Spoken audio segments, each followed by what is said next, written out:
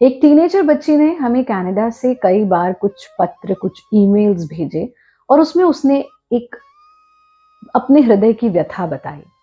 उसने कहा कि मुझे अक्सर लोग इस बात पर चिढ़ाया करते हैं कि तुम्हारे यहाँ तो तुम अपने भगवान के जेनिटल ऑर्गन यानी जानेंद्रिय या प्रजनन अंग की पूजा करते हो।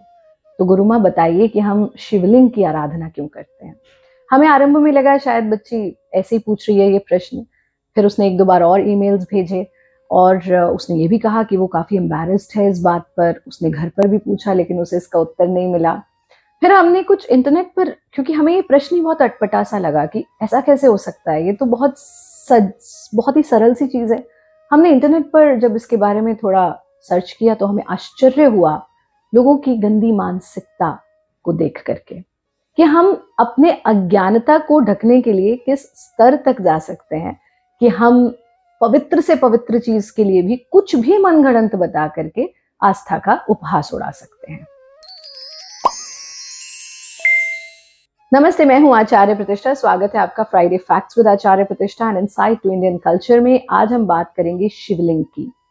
क्या शिवलिंग सचमुच में भोलेनाथ का, महादेव का, जिनका ना आदि है ना अंत है, उनका जानेंद्रिय है या उनका जेनिटल ऑर्गन है जिसकी पूजा हम करते हैं? इससे बड़ी मूर्खता और कोई हो ही नहीं सकती। हम सिर्फ ज्ञान की बात छोड़ दीजिए, संस्कृत की बात भी छोड़ दीजिए, अगर आपने बेसिक लेवल हिंदी भी पढ़ा है, I am talking about basic level, मतलब स्कूल में भी जो ये 10th 12th वाली हिंदी नहीं, जो बच्चों वाली हिंदी होती है, आपने कुछ चीजें पढ़ी होंगी, जैसे विपरीत शब्द बताओ, जैसे पर्यायवाची शब्द बताओ, और ऐसी आप एक चीज पढ़ते थे, लिंग परिवर्तन। गधा पुरलिंग, गधी स्त्रीलिंग। तो ऐसा तो है नहीं कि आपने उसका जेनिटल चेंज कर दिया, नहीं। लिंग का सीधा सा अर्थ होता है प्रतीक, और इसका एक और अर्थ होता है चिन्ह।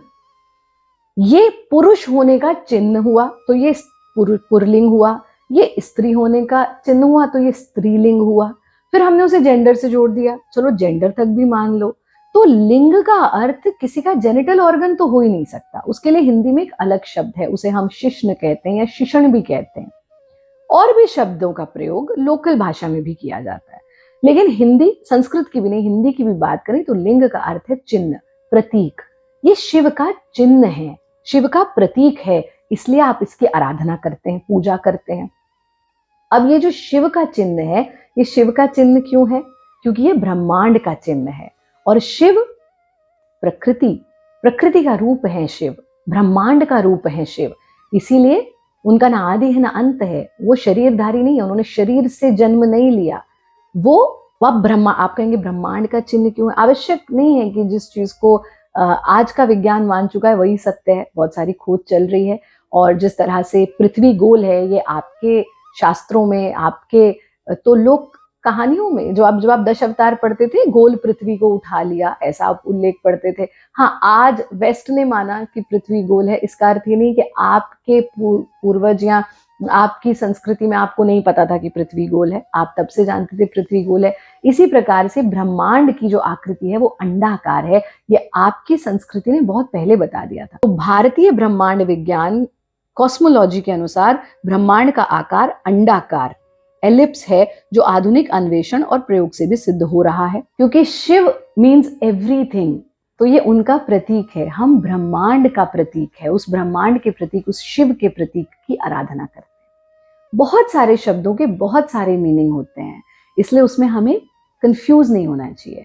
जैसे योनि शब्द, योनि का अर्थ होता है प्रकटीकरण, इसीलिए आपके यहाँ 84 लाख योनियां हैं। जब हम योग पढ़ाते हैं या बच्चे जो पढ़ते हैं तो क्या कहते हैं, 84 लाख आसन है, हर योनि से एक आसन है। ये पुरुष योनि है, मतलब मनुष्य योनि है, ये जीव योनि है, ये सर्प योनि है, ये अलग योनि है। डिफरेंट योनियां, डिफरेंट बर्थ जो हम पाते हैं, डिफरेंट आइडेंटिटीज जो हमारी होती हैं, उनको भी योनि कहा जाता है। इस तरह से बहुत सारे अर्थ का ही अर्थ ले लीजिए ना।